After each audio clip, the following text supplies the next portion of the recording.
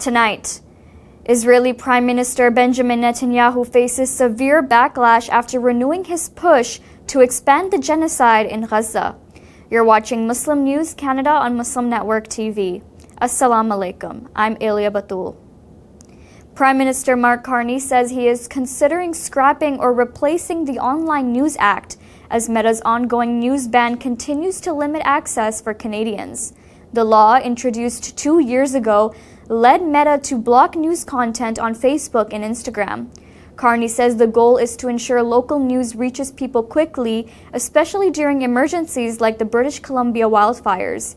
He has also pledged more funding and reforms for public broadcaster CBC News.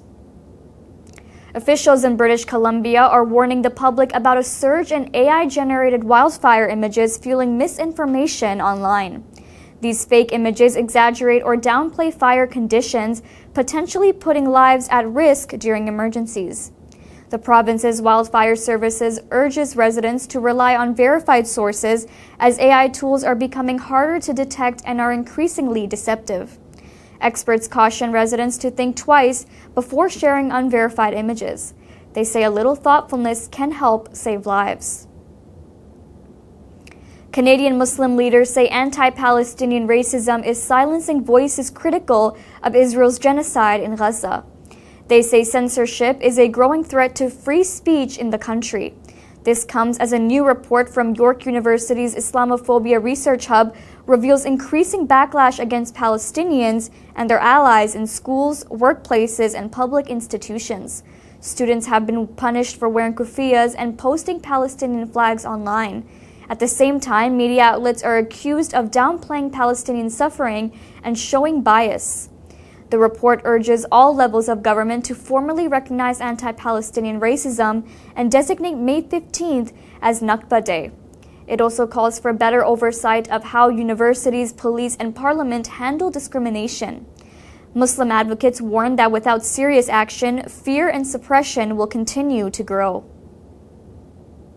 Pressure is mounting on Israeli Prime Minister Benjamin Netanyahu as the country's military chief against expanding the genocide in Gaza.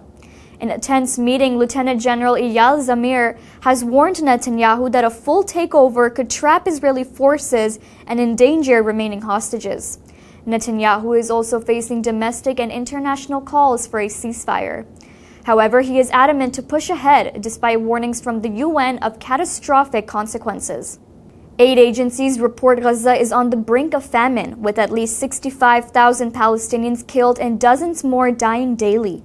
Critics say continued escalation will deepen the humanitarian crisis and prolong the genocide. Thank you for watching Muslim News Canada. We are a community channel dedicated to bringing you stories you can trust. Please like, share, and subscribe to our content. You can also comment to let us know what you think of our coverage. You can donate now by visiting muslimnetwork.tv/donate. For more content, keep watching Muslim Network TV. Salam.